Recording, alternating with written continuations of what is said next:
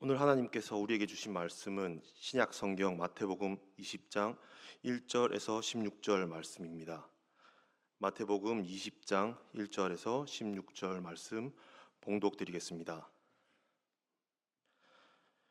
천국은 마치 품꾼을 얻어 포도원에 들어보내려고 이른 아침에 나간 집 주인과 같으니 그가 하루 한 데나리온씩 품꾼들과 약속하여 포도원에 들어보내고 또 제3시에 나가보니 장터에 놀고 서 있는 사람들이 또 있는지라 그들에게 이르되 너희도 포도원에 들어가라 내가 너희에게 상당하게 주리라 하니 그들이 가고 제6시와 제9시에 또 나가 그와 같이 하고 제11시에도 나가보니 서 있는 사람들이 또 있는지라 이르되 너희는 어찌하여 종일토록 놀고 여기에 서 있느냐 이르되 우리를 품꾼으로 쓰는 이가 없음이니이다.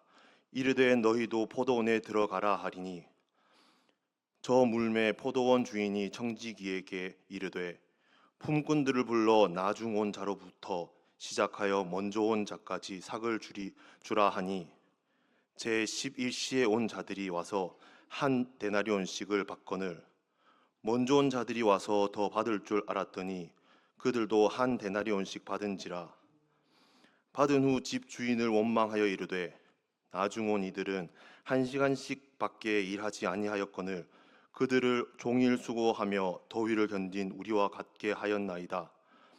주인이 그 중에 한 사람에게 대답하여 이르되 친구여 내가 네게 잘못한 것이 없노라. 내가 나와 한 데나리온의 약속을 하지 아니하였느냐. 내 것이나 가지고 가라. 나중 온 이 사람에게 너와 같이 주는 것이 내 뜻이니라. 내 것을 가지고 내 뜻대로 할 것이 아니냐. 내가 선함으로 내가 악하게 보느냐. 이와 같이 나중된 자로서 먼저 되고 먼저 된 자로서 나중되리라. 아멘. 1데나리온은 당시 노동자들이 일반적으로 받는 하루 품삯입니다. 포도원 주인은 아침 일찍 나가서 일꾼을 데려옵니다. 한 새벽 6시 정도 됐겠죠. 1데나리온을 약속하고 데려옵니다. 그리고 오전 9시에도 나가봤더니 일꾼이 있습니다. 그래서 또 데려옵니다. 정오 12시에 나가봅니다. 또 3시에 나가봅니다. 계속 일을 찾는 사람들이 있어요. 그래서 그들을 데려옵니다. 해질녘 6시가 되면 이제 일을 할 수가 없는데 오후 5시에 나가봤더니 그때도 일거리가 없어서 방황하는 사람들이 있습니다. 그래서 데려옵니다. 1데나리온을 주죠. 이 포도원 주인은 일한 시간이 다른데도 왜 모든 사람들에게 똑같이 1데나리온을 주는 것일까요? 왜 예수님은 불공평하게 보이는 이 포도원 주인의 이야기를 제자들에게 들려주고 있는 것입니까? 왜 이 포도원 주인이 천국이라고 말하는 것입니까? 이 비유를 통해서 우리가 주님께로부터 배울 수 있는 것이 무엇인지 함께 알아보고자 합니다. 먼저 우리가 생각해 볼 것은 하나님의 나라는 은혜가 왕노릇하는 나라다라고 하는 것을 알면서 오늘 본문의 이야기를 시작하기를 원합니다. 이 비유는 천국 비유라고 했습니다. 20장 1절에 보면 천국은 마치 하고 이렇게 이야기를 시작합니다. 무엇은 무엇이다 라고 하는 우리 문법 체계 안에서 이 천국은 무엇이다 라고 할 때 천국이 무엇이라고 말합니까? 천국은 품꾼을 얻어 포도원에 들여보내려 이른 아침에 나간 집주인과 같으니 라고 했으니까 천국은 사람입니다. 천국은 포도원이라고 하는 어떤 장소라기보다는 천국은 이 주인과 같다는 것입니다. 그러니까 이 주인의 마음 안에 있는 어떤 성품, 이 주인 마음 안에 있는 어떤 특성이 천국에 있어서 가장 중요한 가치다라고 설명하는 것입니다. 하나님은 세상 나라와 구별되는 독특한 셈법을 가지고 있으십니다. 세상 나라는 내가 수고하고 노력한 만큼 대가를 지불하는 구조를 가지고 있습니다만, 하나님의 나라에서 하나님은 긍휼과 자비를 베푸시며 은혜를 주시는 계산법을 갖고 있으십니다. 하나님은 부족한 것이 없기 때문에 하나님의 마음 안에 있는 긍휼과 자비, 불쌍히 여기는 마음 안에서 주님을 구하는 자에게는 누구든지 베푸시는 은혜가 풍성하신 분이십니다. 그래서 그 은혜의 셈법을 갖고 계십니다. 비유에서 포도원 주인은 이른 아침부터 해질녘까지 계속 은혜를 베푸는 사람으로 묘사되고 있습니다. 그는 자신의 포도원에서 일할 사람이 몇 사람 필요하는가 그것을 계산하기보다는 은혜가 필요해서 일자리가 없어서 일을 구하는 사람들이 얼마나 많은가에 초점을 맞추고 있는 분입니다. 그래서 그는 새벽부터 9시, 12시, 3시, 오후 5시 계속 일자리가 필요한 사람은 없는지 나가봅니다. 이 사람들에게 일자리가 없어 고통하는 사람들을 불쌍히 여기는 그런 마음으로 그들을 찾고 있는 것입니다. 일이 없어 장터에 서 있는 사람들은 초조하게 자신을 일꾼으로 사용해 줄 사람을 기다리고 있습니다. 그들은 불안한 심정으로 내가 오늘 일을 구하지 못하면 어떡하지? 오늘 아빠가 나가서 돈을 벌어와서 맛있는 밥을 먹을 수 있을 거야. 기다리는 아이들이 있고 또 아내가 있습니다. 어쩌면 부양해야 되는 부모가 있을 수도 있습니다. 그러니까 이 장터에 나와 서 있는 이 사람은 무거운 짐을 지고 있는 사람입니다. 불안한 마음으로 시간을 보내고 있는데, 그런데 이 선한 주인이 와서 일이 필요한가 물어보고 이 사람을 채용하는 것입니다. 특히 오후 5시에 선택된 사람들은 하루 종일 자신을 써줄 사람을 기다리고 또 기다리다가 지쳐 마음이 매우 힘든 상태였을 것이 분명합니다.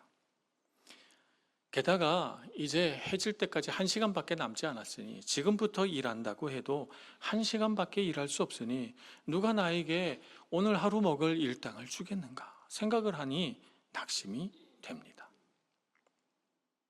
그런데 포도원 주인이 와서 그에게 하루 품삯을 약속합니다. 너도 똑같이 1데나리온을 주마. 얼마나 기쁘고 감사한 일입니까? 그죠? 그의 낙심했던 마음, 하루 벌이를 아무것도 얻지 못했다는 그의 마음은 기쁨으로 넘쳐날 것입니다. 포도원 주인은 참 사람을 불쌍히 여기는 마음이 있는 사람이고 또 은혜 베푸는 것을 기뻐하는 사람이 분명합니다. 그는 또 약속에 신실합니다.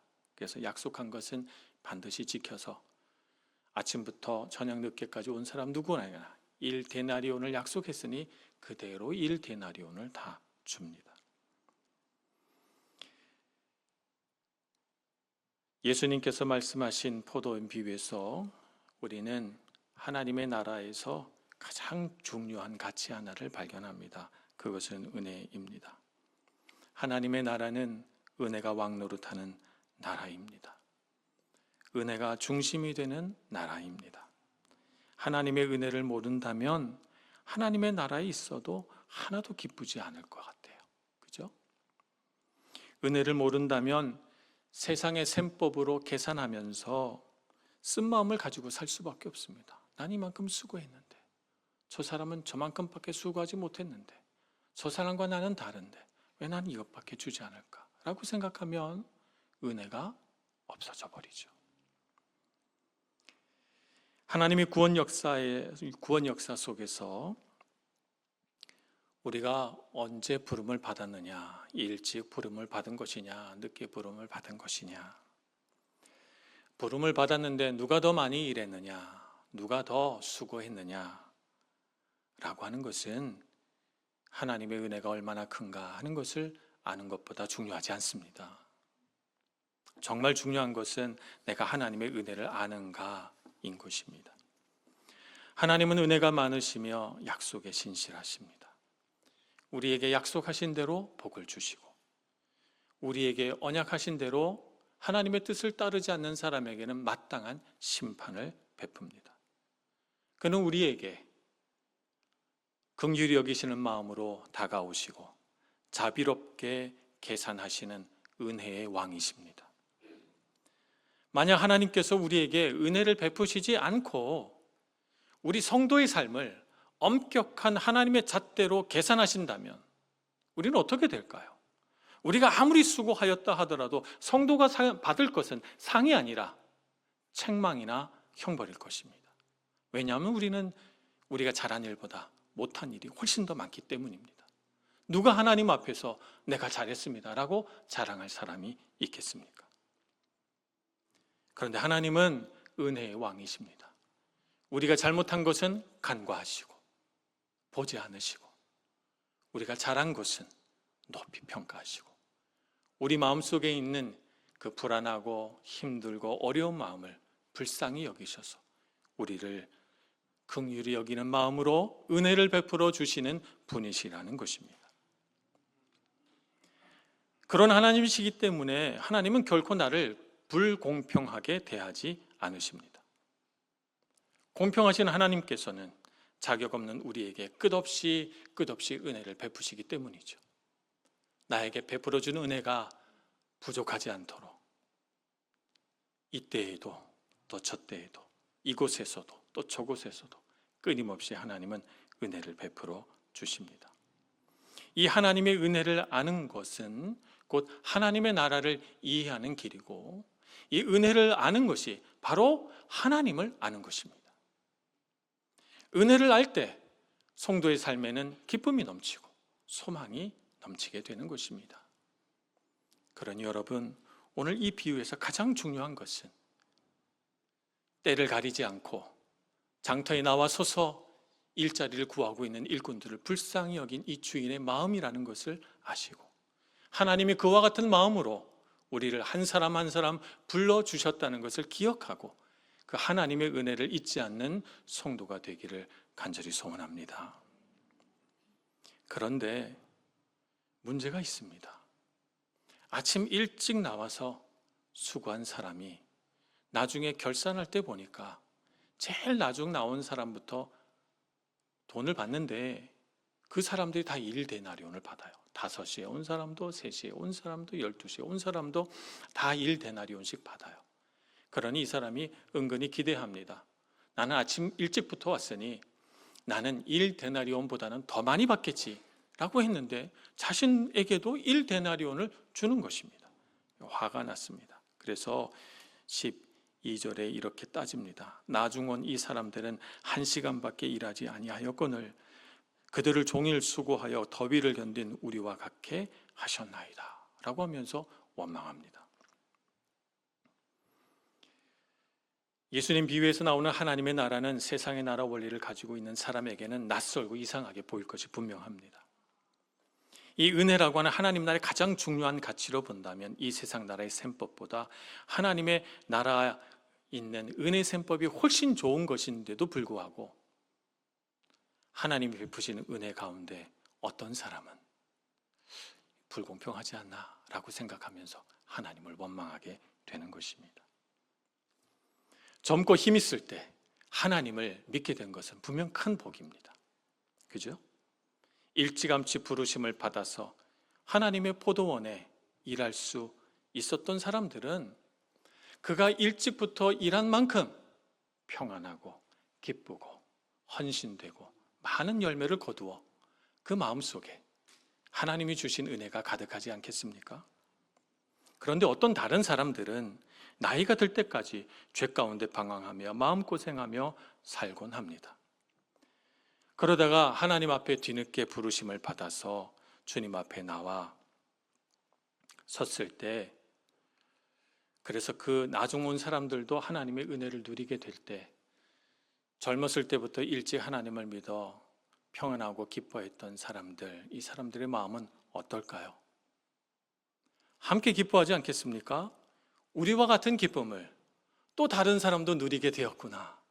내가 처음 주님 앞에 부르심 받아 왔을 때 그 감격을 나 말고도 또 다른 사람도 누리는구나. 얼마나 감사한 일인가 이렇게 생각하지 않을까요?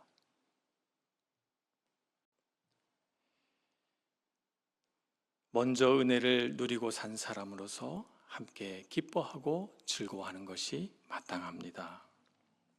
그런데 오늘 여기 예수님의 비유에 등장하는 일꾼은 그렇지 않은 것 같습니다. 내가 먼저 와서 일했는데 왜 나에게는 똑같은 품삯을 주는가? 하나님의 은혜에 대하여 불만을 품게 됩니다.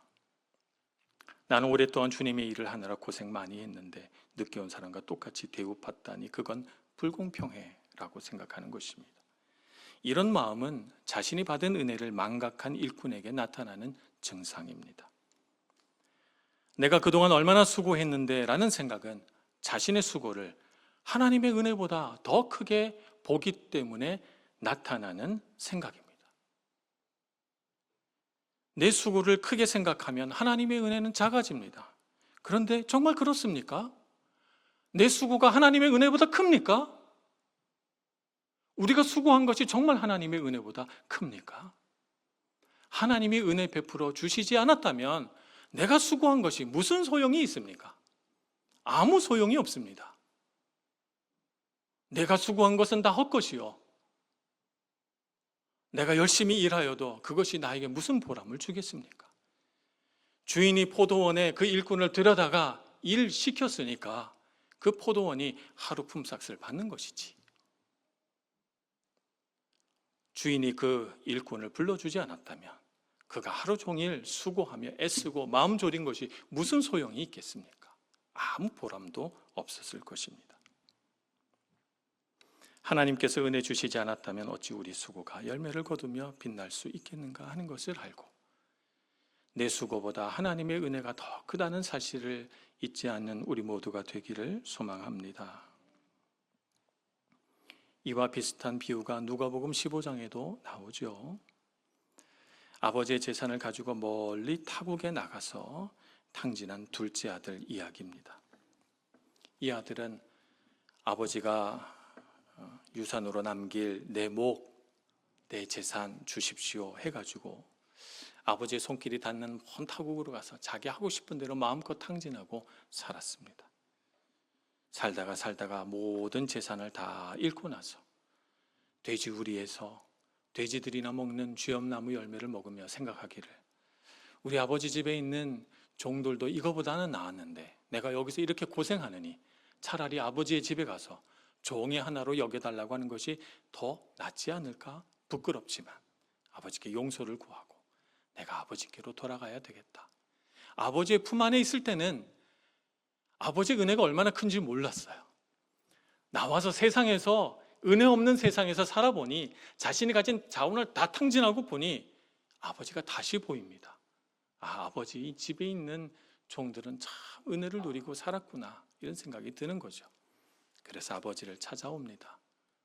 아버지는 언제나 내 아들이 오려나 기다리고 있다가 그 아들이 오자 막 달려가서 그 아들을 끌어안고 발에다 신을 신기고 가장 좋은 옷을 입히고 손에 반지를 끼우고 잔치를 엽니다.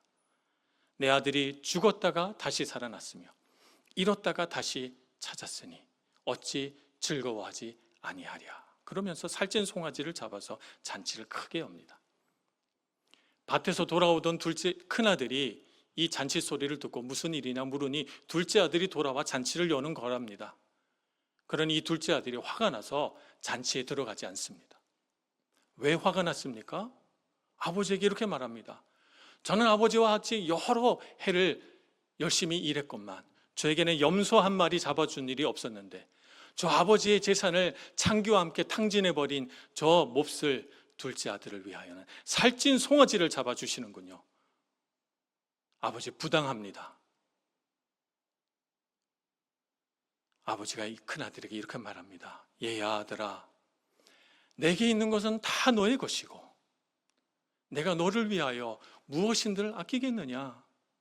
그런데 저 아들은, 둘째 아들은 내가 잃었다가 다시 찾은 아들 아니냐. 함께 기뻐하고 함께 즐거워하는 것이 마땅하지 아니하냐 라고 큰아들을 타이릅니다. 여러분, 우리는 어떤 사람입니까? 큰아들입니까? 작은 아들입니까? 오늘 포도원 비유에서도 그렇고 누가복음 15장의 두 아들의 이야기에서도 그렇고 가장 중요한 것은 무엇입니까? 아버지의 마음입니다. 은혜가 가득한 아버지의 마음, 포도원 주인의 마음 말입니다.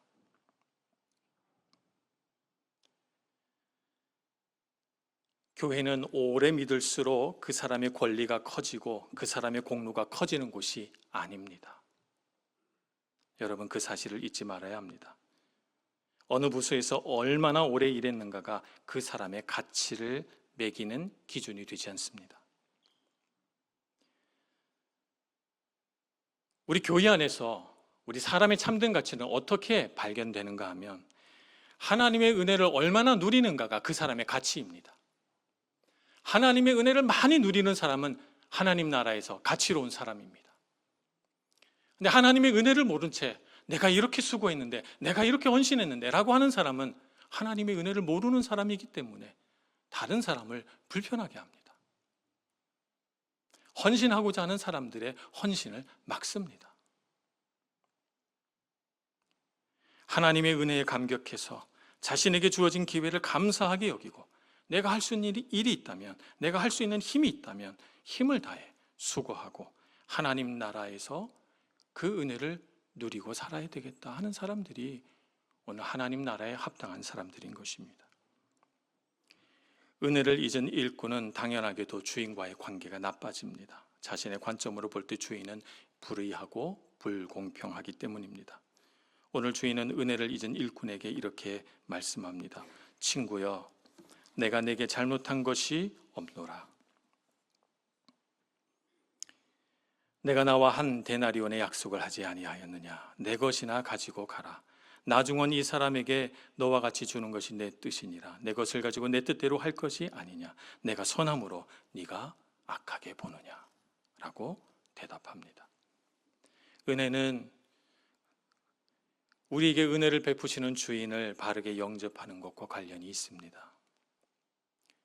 그래서 예수님을 거부한 바리새인들보다 예수님을 영접한 세리와 죄인들이 먼저 된 사람들이 되었고, 하나님 앞에서 먼저 부르심을 받았으나 예수님을 영접하지 않은 유대인들보다 나중에 부르심을 받았으나 예수 그리스도를 믿고 영접한 이방인들이 먼저 된 사람들이 되었습니다. 이른 아침부터 주인과 함께 포도원에서 일할 수 있었던 것은 정말 큰 은혜입니다.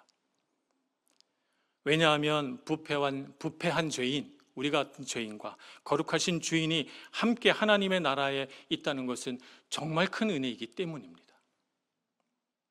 어울리지 않는 두 존재, 죄인과 거룩한 하나님이 동거하고 동행한다는 것은 오로지 예수 그리스도의 놀라운 헌신과 그분의 희생 덕분입니다.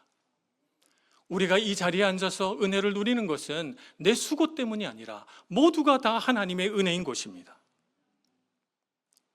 내 수고보다 하나님께서 나에게 부으신 은혜가 얼마나 큰지를 날마다 생각하고 그 은혜 안에서 살아가는 우리 모두가 되기를 소원합니다.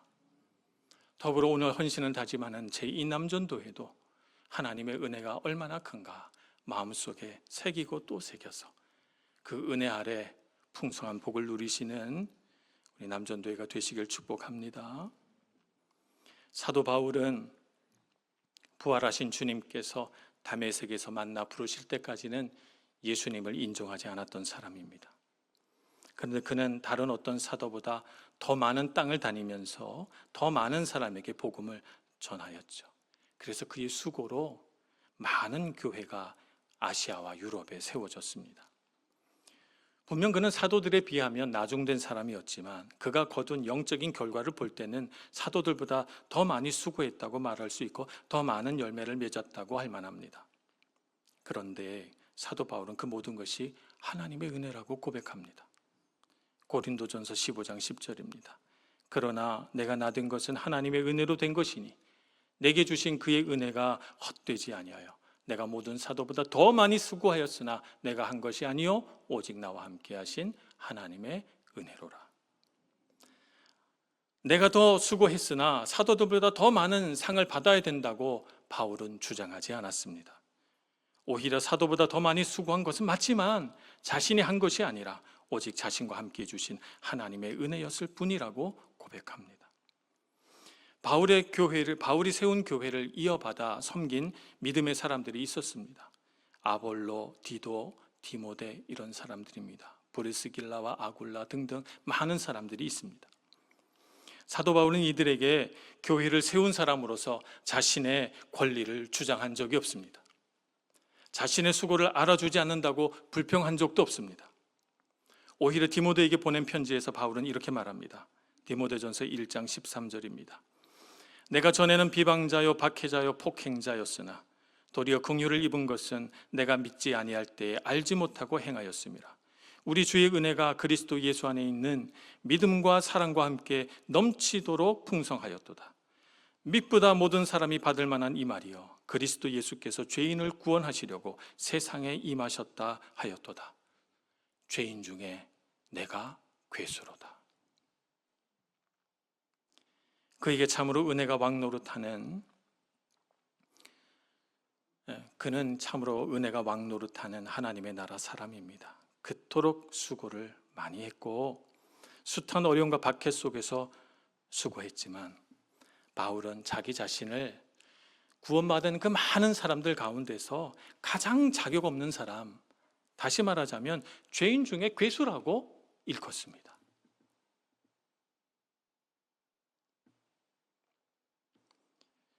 우리 믿음의 선조들은 예수 믿는 것 때문에 감옥에도 가고 매도 맞고 순교도 당했습니다. 그들은 먼저 된 사람들이었기 때문에 더 많이 수고할 수밖에 없었고 그들로 인해 감당해야 할 신앙의 무게도 그만큼 컸다고 말할 수 있겠습니다. 나중된 우리는 그들과 비교하면 지금 훨씬 편하게 신앙생활 하고 있다라고 말할 수 있겠습니다. 물론 지금도 어려움이 없는 것은 아닙니다. 우리가 짊어져야 할 만큼의 또 무거운 짐들이 있지만요. 우리 믿음의 선조들은 우리의 신앙생활을 보면서 어떤 생각을 하실까요? 아마도 자신의 수고가 헛되지 않았다고 하면서 하늘에서 기뻐하고 즐거워하지 않을까요? 우리 교회 역사가 올해로 45년이 되었습니다.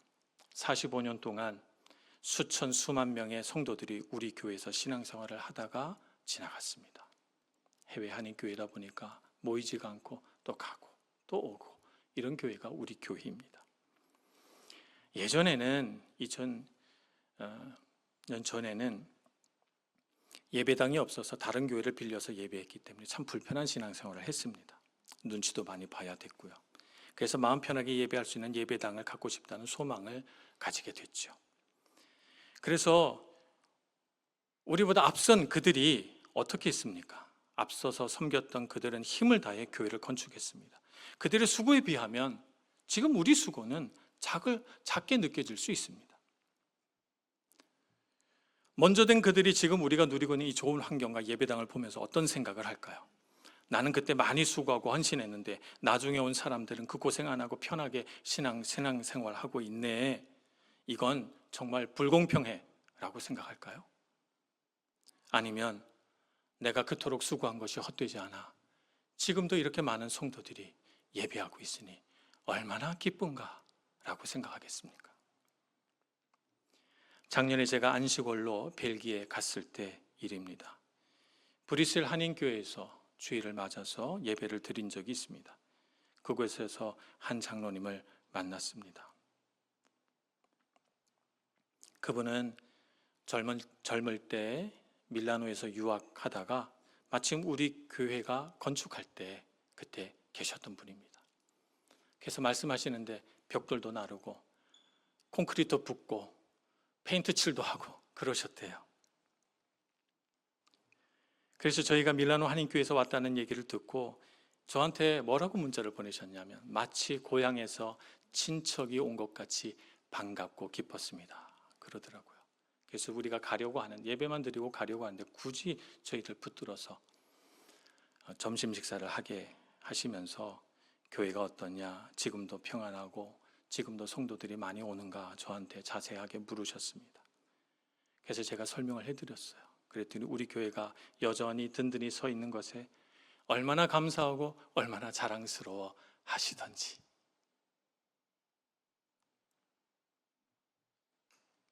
하나님께서 주신 은혜를 알고 헌신할 때 우리는 나중된 자로서 먼저 됩니다. 은혜를 모르면 아무리 먼저 된 자로 헌신했더라도 불평이 끊이지 않는 나중된 자가 될 것입니다.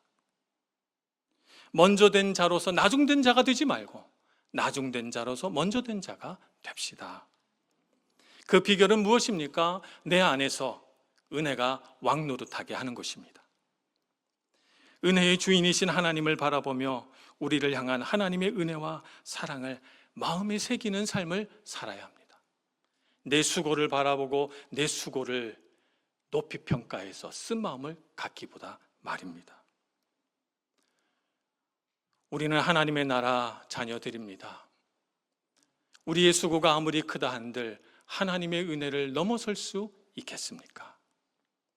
주님의 은혜를 받고 더 받고 앞으로 더 부어주실 은혜를 바라보면서 우리의 삶에 은혜가 왕노릇하게 되기를 소망합니다.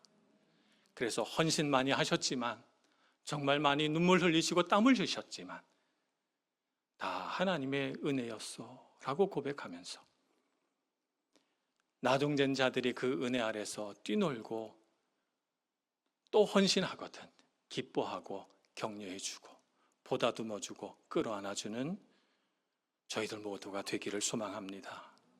그렇게 헌신을 다짐하는 이 남전도에 우리 밀라노 한인교회 모든 성도들이 되기를 간절히 소원합니다. 기도하겠습니다. 자비로우신 하나님, 우리를 향하신 하나님의 은혜가 어찌 이렇게 크신지요. 주님의 은혜를 알고 그 은혜에 반응하며 서는 저희들 되게 하여 주옵소서. 우리 수고를 돌아보지 않고 우리에게 베풀어 주신 하나님의 은혜가 얼마나 큰지를 날마다 생각해 감사하고 기뻐하고 더 헌신되어 우리보다 더 나중은 이들을 위하여 믿음의 일들을 힘써 감당해 가는 저희들 모두가 다 되게 하여 주옵소서. 예수님의 이름으로 기도합니다. 아멘.